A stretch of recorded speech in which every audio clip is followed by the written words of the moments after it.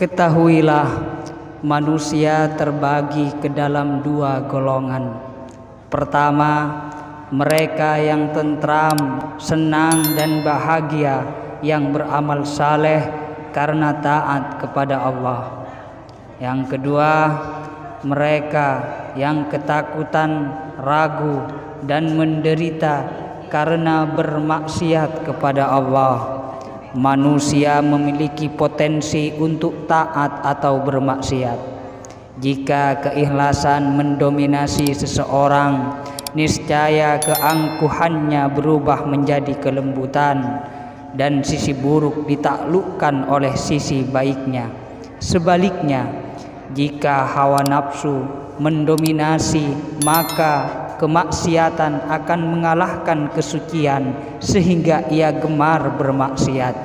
Jika kedua sifat yang saling bertentangan ini sama kuat, ia boleh berharap bahwa kebaikan akan menang seperti yang dijanjikan oleh Allah. Man jaa bil hasanati falahu asyru amthaliha wa man jaa bis syai'ati fala yujza illa mithlaha wa hum la yudlamun. Barang siapa berbuat kebaikan mendapat balasan 10 kali lipat amalnya, dan barang siapa berbuat kejahatan dibalas seimbang dengan kejahatannya. Mereka sedikit pun tidak dirugikan atau dizalimi. Al-An'am 160. Dan jika ia menghendaki, Allah akan melipat gandakan karunia-Nya. Namun jika antara kebaikan dan dosa seimbang, seseorang harus melewati ujian yang berat di hari kiamat. Berbeda halnya dengan orang yang mampu mengalahkan hawa nafsunya. Ia akan masuk surga tanpa melalui kengerian hari kiamat. Fa amma man taqulat mawazinuhu fahuwa fi isyatir radiyah. Maka adapun orang yang berat timbangan kebaikannya, maka dia berada dalam kehidupan yang memuaskan. Al-Qari'ah 6-7. Pertentangan antara ketaatan dan kemaksiatan adalah keduanya ada dalam diri manusia. Meskipun keadaan keduanya berubah-ubah, kebaikan dapat berubah menjadi kejahatan dan kejahatan dapat menjadi kebaikan. Rasulullah sallallahu alaihi wasallam bersabda, orang yang kebaikannya mengalahkan kejahatannya akan mendapatkan keselamatan, ketentraman dan kebahagiaan. Sedangkan orang yang kejahatannya lebih banyak daripada kebaikannya, ia akan berbuat maksiat dan menjadi orang yang jahat, orang yang mengakui kesalahannya, bertobat dan mengubah jalan hidupnya. Niscaya kemaksiatannya akan diubah menjadi ketaatan dan ibadah. Rasulullah sallallahu alaihi wasallam bersabda, orang yang beruntung menjadi orang baik telah ditetapkan menjadi orang yang baik ketika ia masih di dalam rahim ibunya, dan orang yang jahat telah ditakdirkan menjadi jahat sejak ia berada dalam rahim ibunya. Itulah keadaannya, dan tak seorang pun yang berhak membahas persoalan ini. Ketetapan Allah bukanlah objek pemikiran yang harus dibahas. Orang yang tergoda untuk membahasnya akan terjerumus ke dalam kemurtatan dan kekafiran.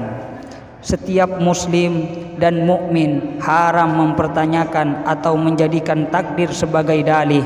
Tindakan itu hanya akan melahirkan keraguan-raguan atau lebih jauh lagi kekafiran. Setiap mukmin wajib percaya kebijaksanaan Allah. Segala kejadian yang disaksikan manusia dalam dirinya dan di dunia ini tentu ada sebabnya. Jika kau memahami ini dan mengikutinya, kau termasuk golongan orang yang disebut oleh Allah dalam firman-Nya, walladzina idza fa'alu fahishatan aw dzalamu anfusahum dzakarullaha fastaghfaru lidzunubihim wa may yaghfirudz dzunuba illallahu wa lam yusirru ala ma fa'alu wa hum ya'lamun. Ulaika jazaohum maghfiratum mir rabbihim wa jannatun tajri min tahtihal anharu khalidina fiha wa ni'mal ajrul amilin. Dan apabila orang-orang yang mengerjakan perbuatan keji atau mendalimi diri sendiri segera mengingat Allah lalu memohon ampun atas dosa-dosanya, dan siapa lagi yang dapat mengampuni dosa-dosa selain Allah, dan mereka tidak meneruskan perbuatan dosa itu sedang mereka mengetahui balasan bagi mereka ialah ampunan dari Allah mereka dan surga yang di bawahnya mengalir sungai-sungai sedang mereka kekal di dalamnya. Al-Imran 135-136.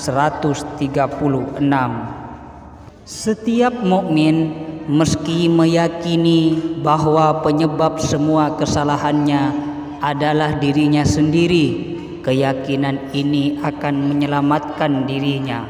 Itu jauh lebih baik daripada menisbatkan kesalahannya kepada Yang Maha Suci, Yang Maha Pencipta semesta.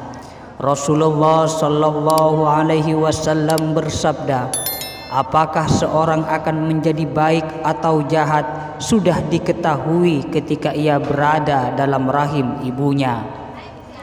Makna rahim ibu dalam hadis itu adalah 4 unsur sumber semua kekuatan daya material.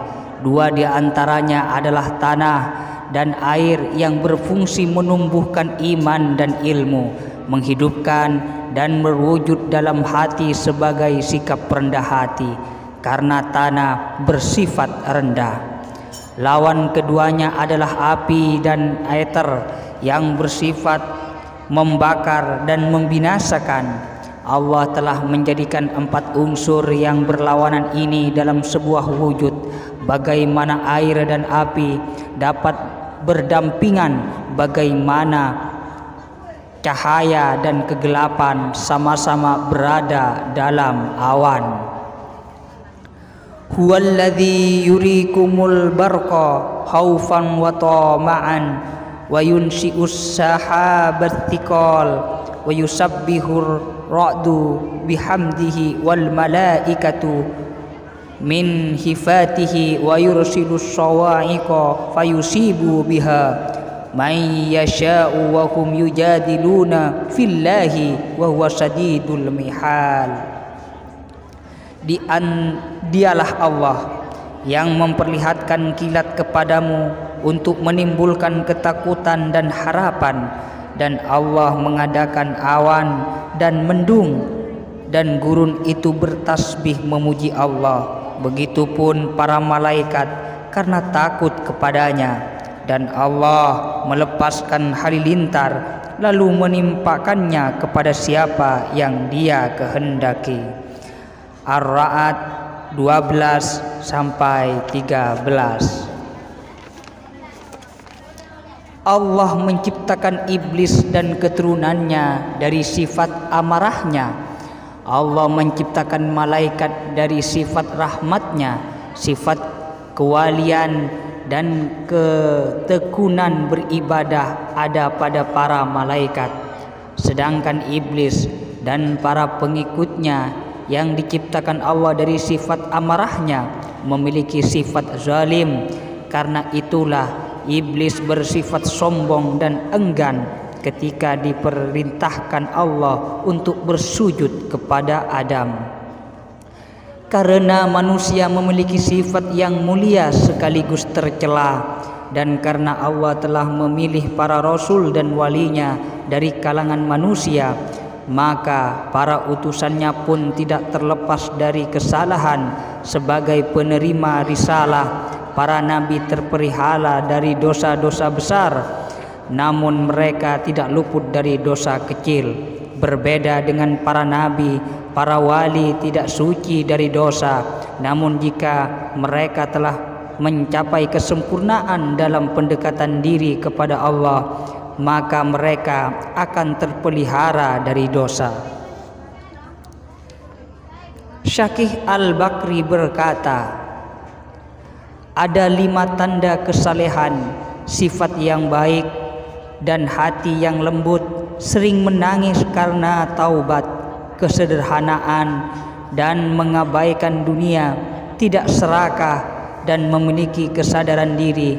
Tanda seorang pendosa pun ada 5: berhenti keras, memiliki mata yang tidak pernah menangis, cinta dunia dan segala urusan duniawi, serakah dan tidak memiliki kesadaran atau rasa malu. Rasulullah sallallahu alaihi wasallam menisbahkan 4 sifat kepada orang yang saleh, yaitu dapat dipercaya dan menjaga serta menunaikan amanat yang disampaikan kepadanya, selalu menepati janji, jujur dan tak pernah berdusta, tidak kasar dan tidak melukai hati orang lain. Rasulullah sallallahu alaihi wasallam menyebutkan 4 ciri pendosa, yaitu khianat, tak dapat dipercaya dan tidak menunaikan amanat. Ia tidak menepati janji, ia suka berdusta, ketika berbicara ia suka menyerang dan mengutuk, sehingga ia sering melukai hati orang lain. Rasulullah sallallahu alaihi wasallam bersabda, siapa saja yang bersifat pemaaf, ia akan menerima salah satu nama Allah, yakni yang Maha Pengampun. Wa jazaa'u sayyi'atin sayyi'atun mithluha faman 'afa wa aslaha fa ajruhu 'ala Allahi innahu la yuhibbudz zalimin. Dan balasan suatu kejahatan adalah kejahatan yang setimpal, tetapi barang siapa memaafkan dan berbuat baik kepada orang yang berbuat jahat, maka pahalanya dari Allah. Sungguh Allah tidak menyukai orang-orang zalim. Asy-Syura 40. Ketahuilah, kebaikan dapat berubah menjadi kemaksiatan dan kemaksiatan menjadi kebaikan, tidak dengan sendirinya, tetapi karena usaha dan perbuatan manusia. Rasulullah sallallahu alaihi wasallam bersabda, semua anak dilahirkan dengan muslim, orang tuanya lah yang menjadikannya Yahudi, Nasrani atau Majusi. Man amila solihan falinafsihi wa man asaa fa'alaiha thumma ila rabbikum turja'un. Barang siapa mengerjakan amal soleh, maka itu untuk dirinya sendiri, dan barang siapa mengerjakan kejahatan, itu akan menimpa dirinya sendiri, kemudian kepada Allah kamu dikembalikan. Al-Jathiyah 15.